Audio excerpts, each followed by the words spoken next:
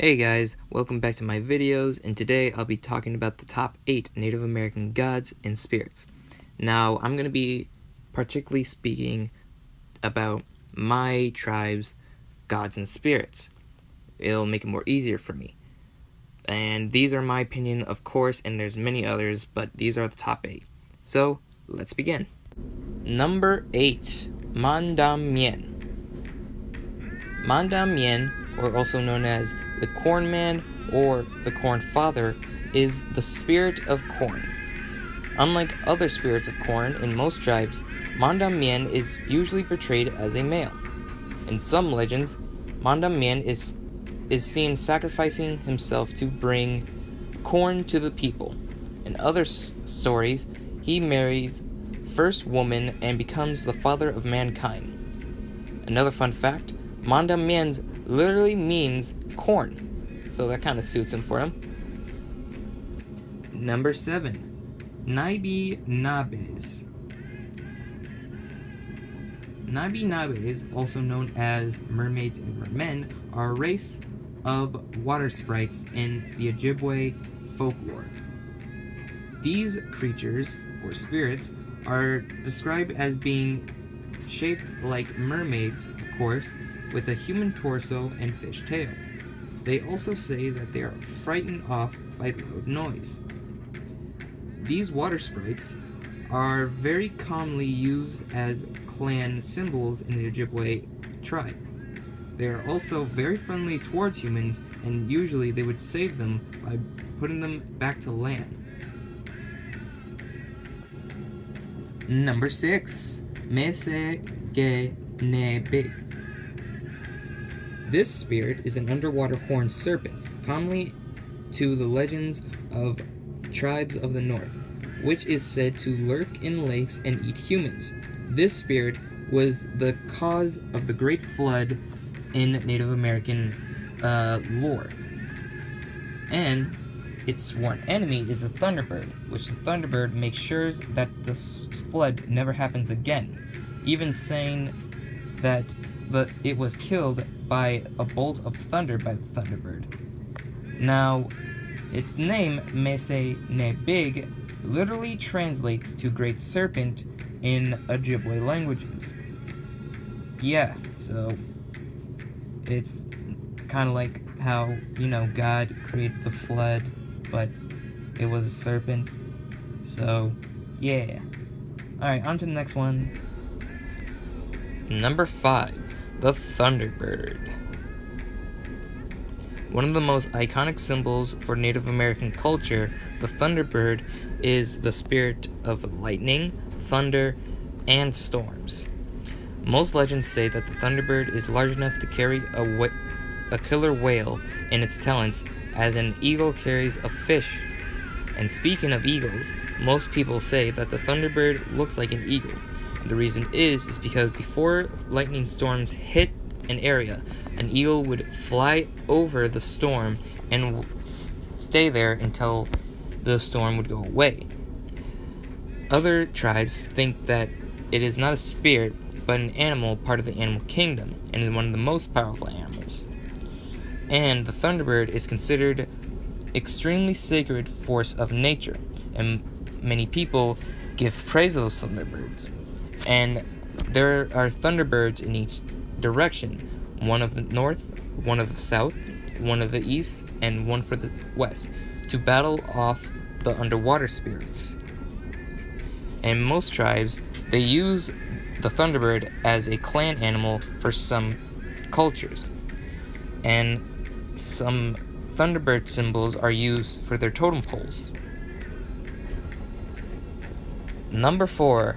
Mai Shai Pi Soji. This water panther, it is also named, is a very powerful creature, sometimes look like a cross between a cougar and a dragon. This very dangerous water spirit lives in the bottom of the water and causes people to drown. Some legends say that it is the size of a mountain lion, and others say that it has a copper tail. And some stories say that the underwater panther will grant anyone a wish if they leave something for him to eat. Others say that it has horns and has sharp razor saw teeth, which is why others say that make sure that the underwater panther would not kill every human. It would be attacked by the thunderbird, so it would not have time to eat people. So yeah, be careful when you're around lakes. Number 3, Gaichi Ojig. Gaichi Ojig, or also known as the Great Fisher, is a hero of the Ojibwe tribe. This spirit, or I should say hero, has many stories fighting large and dangerous monsters throughout the tribes.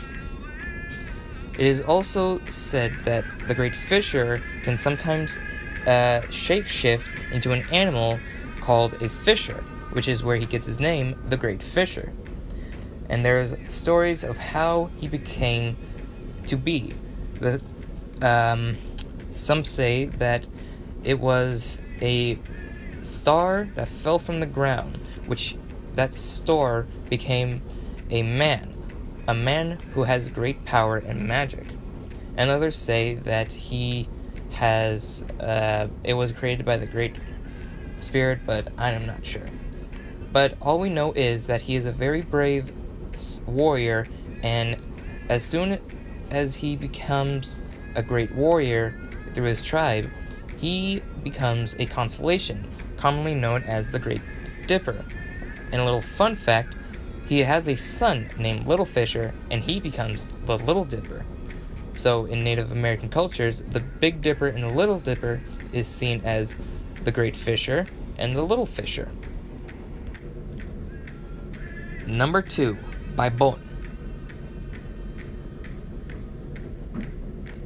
Baibon is the north wind spirit of the Ojibwe tribe, or he is most commonly known as many names, as the Wind of Winter, the North Wind, the Old Man Winter, Winter Maker, and Winter Spirit. But all of these can be accepted. His name Baibon literally means winter, and he is in charge of making winter, as the other spirits are controlled. Other spirits, they control summer, spring, and fall. And he makes sure that this cycle keeps on going. He is also one of the oldest of these seasonal spirits, and he is one of the wisest. He is also portrayed as being nothing but snowflakes and ice throughout many Native American legends. Finally, Gaichi Mon-nai-du. His name literally translates to Great Spirit, a common phrase through Native American culture. He's the highest god of any spirit in Native American cultures. He is worshipped by many Native American tribes, and he is basically the creator of everything through the earth and the heavens and the stars. At first, he is not defined as any gender, because did not say anything in legends. It only recently, after the English came, when they started to use he, because they realized that the Great Spirit and their Christian God are basically the same people, are same as one. Anyway, the Great Spirit is basically in charge of every spirit he created, and others that the spirits create. And he watches over making sure that the cycle of nature and the cycle of man do not break until the end of time. Hey guys, I hope you enjoyed this video and you know a little bit more about the Native American gods and spirits. Now, if you like this video, hit the like button, and if you like my previous videos, I hope you're subscribed. And I hope you share this video with others so you can spread more knowledge to many people in your area. And as always, I hope you will come back and see my videos in the future.